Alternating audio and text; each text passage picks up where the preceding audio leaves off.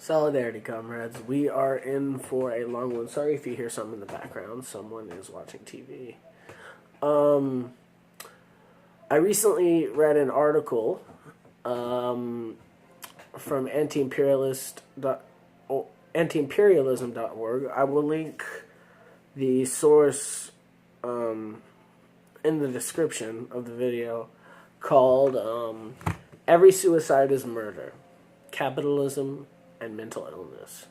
So I wanted to do this like as an out loud reading because people are much more likely to listen to a video of someone talking than they are to read an actual article, and just spreading awareness, especially when it comes to me being someone who is not mentally healthy, why this article is important, and I want to share it with as many people as possible. So, Every Suicide is Murder, Capitalism, and Mental Illness by Comrade Marte.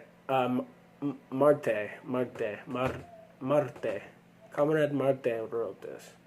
Okay. Capitalism, the final epoch of class society, can be described in the simplest terms as sickening.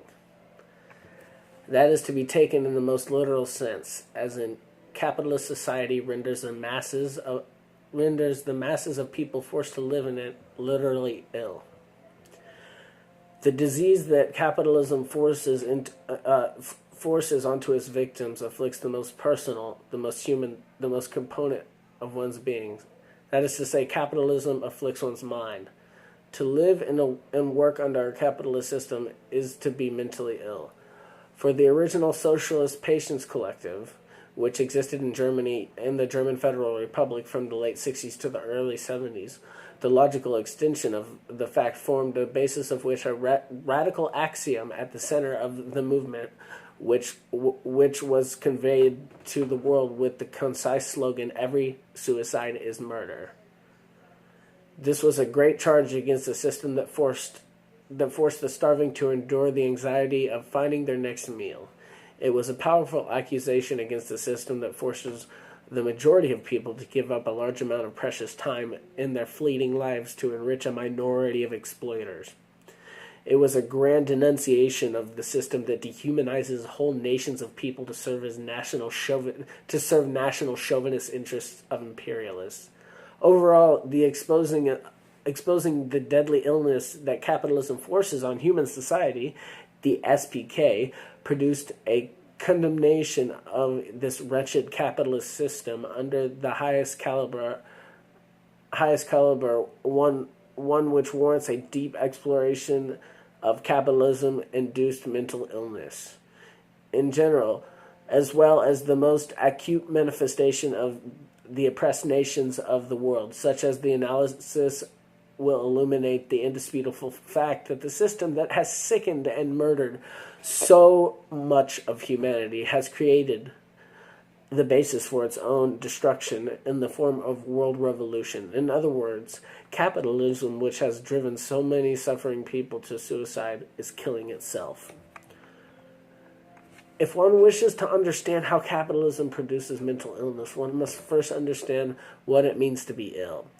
The SPK's polemic and call to action, as they referred to it, turn illness into a weapon. The group explains the impotence of the dominant bourgeois explanation of mental illness as simply a biological phenomenon that occurs on the individual level. They write, "If we want to solve a problem, then we have to correctly recognize the problem. It doesn't suffice to say that we can specify this or that part. We have to grasp that all moments determine the problem and their interactions with each other. Only in that way is it possible for knowledge and a solution to the problem to form an inseparable unity. If we want to grasp why a stone falls to the ground, we can't settle for determining that all other bodies also fall to the ground.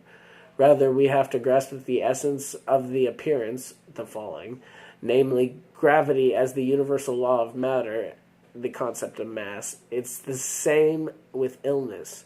Here it was clear to us from the outset it is completely unsatisfactory to look at a single bodily cause according to the model of scientific medicine. The SPK claims that mental illness is simply to the SPK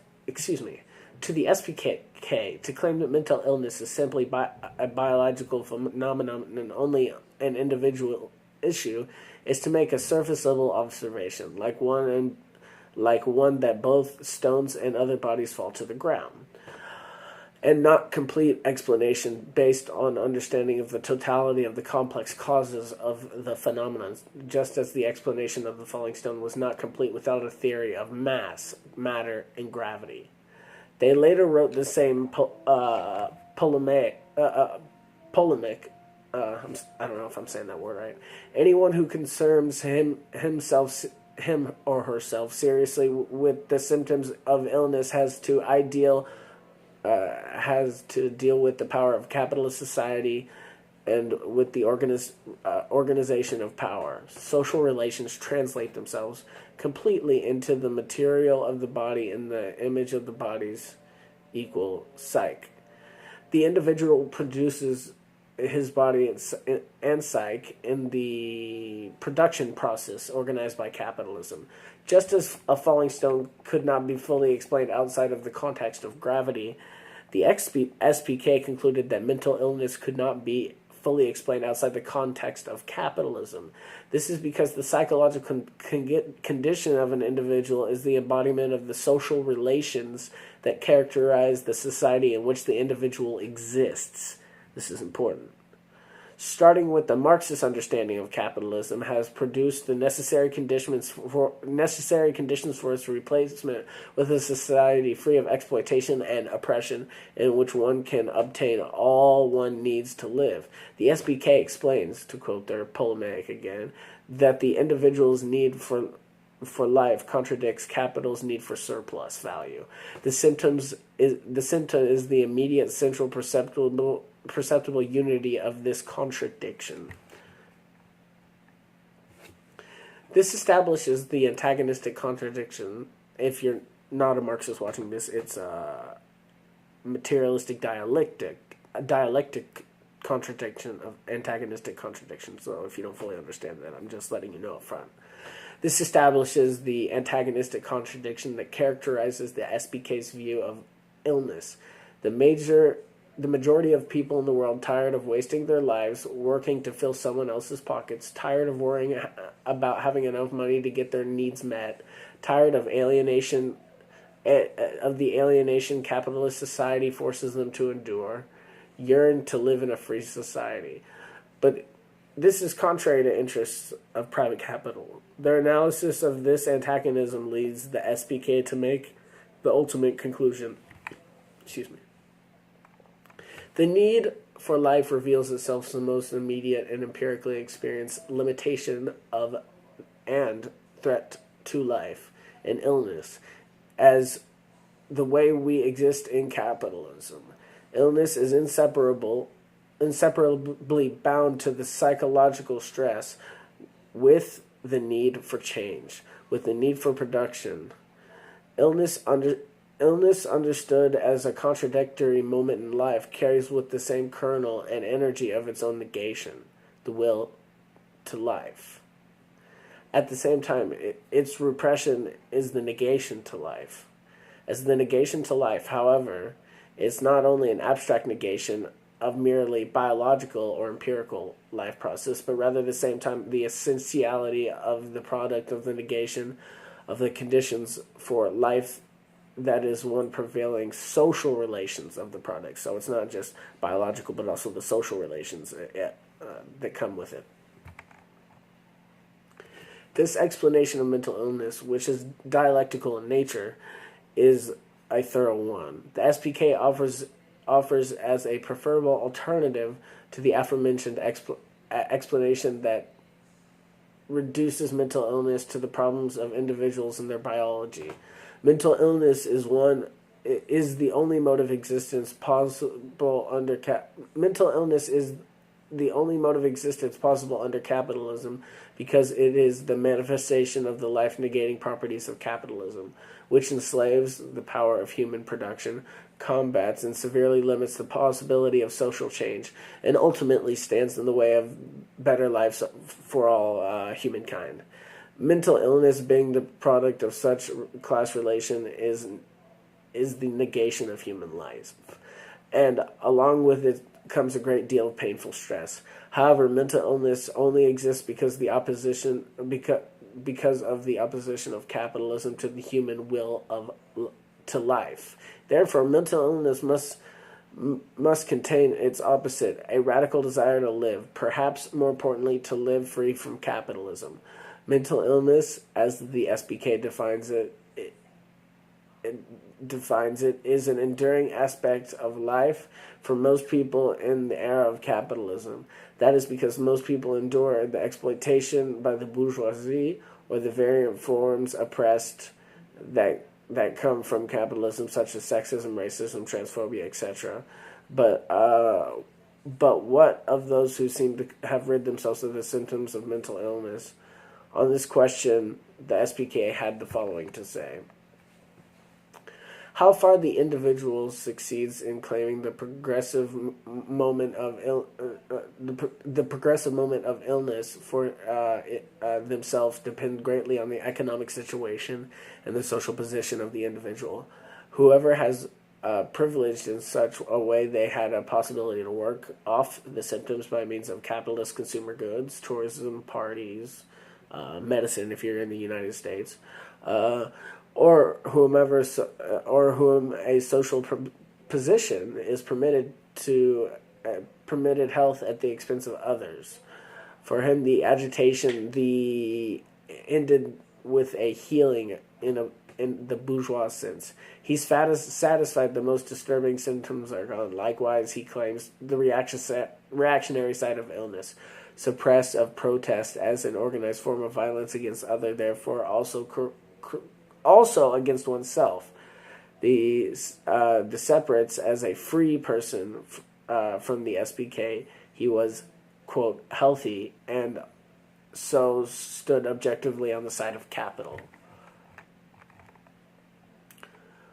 For a small minority of privileged people, the alleviation of some of the worst symptoms of mental illness can be achieved. This is an impossibility for most of mankind, however, as these healthy people are not those who can receive a psychological care that most cannot, that can enjoy luxuries that most cannot, that can ignore the existence of form of oppression the overwhelming majority of people simply cannot. Furthermore, the health achieved by the privileged is a faux health at best. Only the worst symptoms of mental illness can really go away for these people, as they remain chained to the class society that guarantees the persistence of illness. Those who lack such privilege have no choice but to recognize the liberatory aspect of mental illness. They must see proof of their will to take live a good life in the pain of life under capitalism. They must find a desire to initiate change within their disgust with the status quo. They must discover the essential humanity in suffering caused by inhumane capitalism. Ultimately, they must understand that mental illness is more than a simple affliction, because it contains a revolutionary aspect, that is, the impetus for struggle towards total transformation of society. The most acute form of mental illness is, without a doubt, to be found in the nations oppressed by colonial or neo-colonial imperialism. This is to be expected in the current stage of capitalism, in which people of the oppressed nations are those who experience the most severe form of capitalist exploitation. Black Marxist psychoanalyst Frantz Fanon described the mental illness that appears in colonized peoples.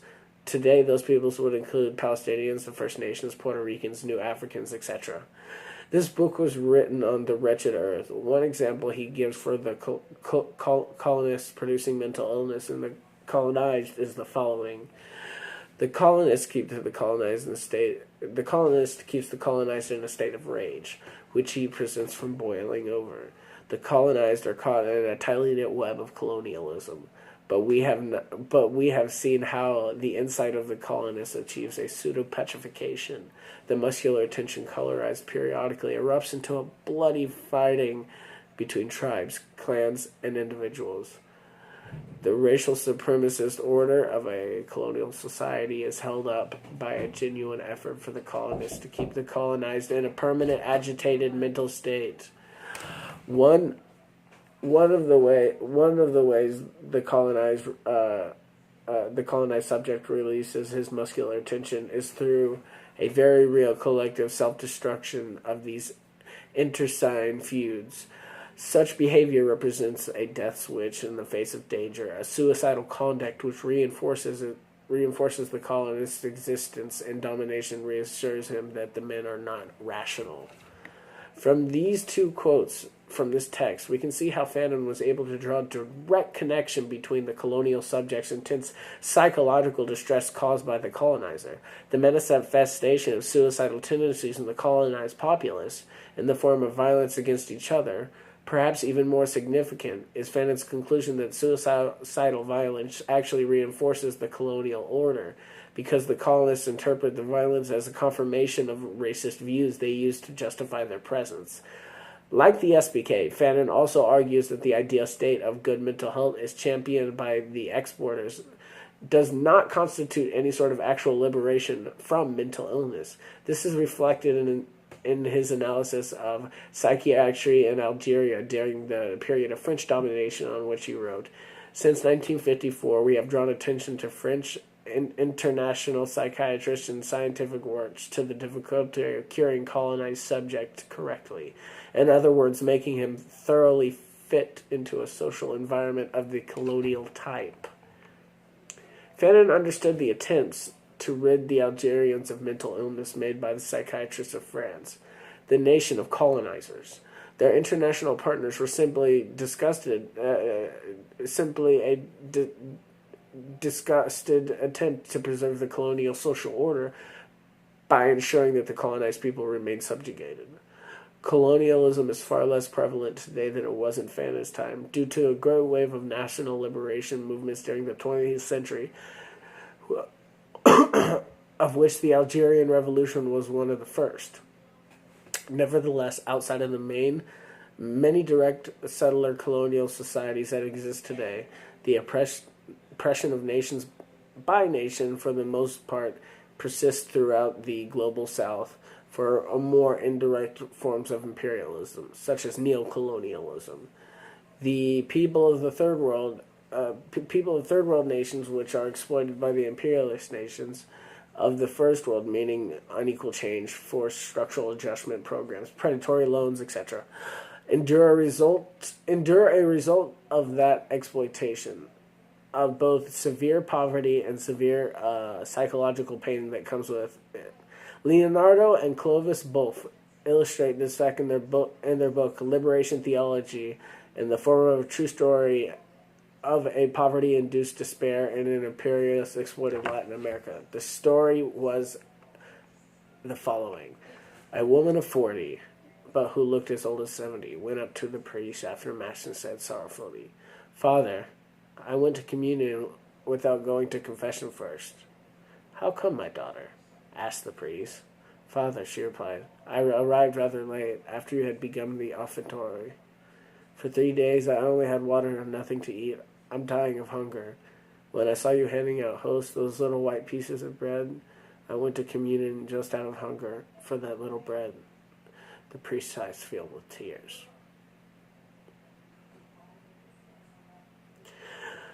The effect of poverty caused by imperialism on the mental state of the third world people is made clear by the Boff brothers and their description of the sorrow of the woman and the tears of the priest, in the manner consisted by the SPK's analysis of mental illness. The woman's emotional suffering was the direct product of her inability to obtain her life needs due to capitalism. Therefore, the psychological stress caused by her simple desire for bread contained within it a simple desire to live. It is the will to life that constitutes the basis for radical movements towards the complete overturn of the capitalist imperialist world system. In fact, the Bott brothers included that the story of their book for that very reason. Such example of sorrow proved the existence of the impetus mass participation of anti-capitalist, anti-imperialist movement they advocated for. Such examples also prove that because of the extreme exploitation resulting in mental illness people experience in oppressed nations. It is in such nations the great basis for movements of that kind exist. It has been established that capitalism leads to mental illness, and mental illness leads to suicidality. I would say suicidal ideation or suicide itself.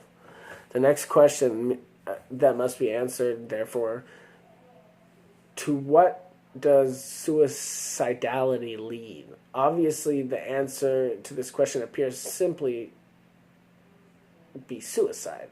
But for the late Dr. Huey P. Newton, rest in power, comrade, who led the Black Panther Party for self-defense, the answer is far more nuanced. Dr. Newton made a radical assertion that there is not one, but in reality two types of suicide that can result from capitalism, induced by mental illness. In addition to the conception of suicide as it's usually understood, which Dr. Newton dubs reactionary suicide, he points himself in the existence of the second, more radical, liberating type of suicide, which he called revolutionary suicide. In his appropriately titled book, Revolutionary Suicide by Dr. Huey P. Newton. But he writes in this book, to understand revolutionary suicide it is first necessary to have an idea of reactionary suicide. For there are two very the two are very different. Dr. Hedden was describing reactionary suicide, the reaction of a man who takes his own life in response to social conditions that overwhelm him and condemn him to helplessness. The young black man in his study had been deprived of human dignity, crushed by oppressive forces, and denied the right to live as a proud few human beings. Just like SBK, Dr. Newton recognizes the contradiction between life and capitalist society is the kernel of the phenomenon of mental illness. And it is also like the SBK, Dr. Newton identifies the cause of revolutionary suicide as capitalism itself. It is Dr. Newton's concept for revolutionary suicide, however, that produces a similar concept to the SBK's view on mental illness that contains a progressive element in a significantly more powerful manner. I do not think that the will to change for the better without assault on the establishment, which goes on exploiting the wretched side of the earth. This belief lies in the heart of the concept of the revolutionary suicide, that it is better to oppose the forces that would drive me to self-murder than to endure them.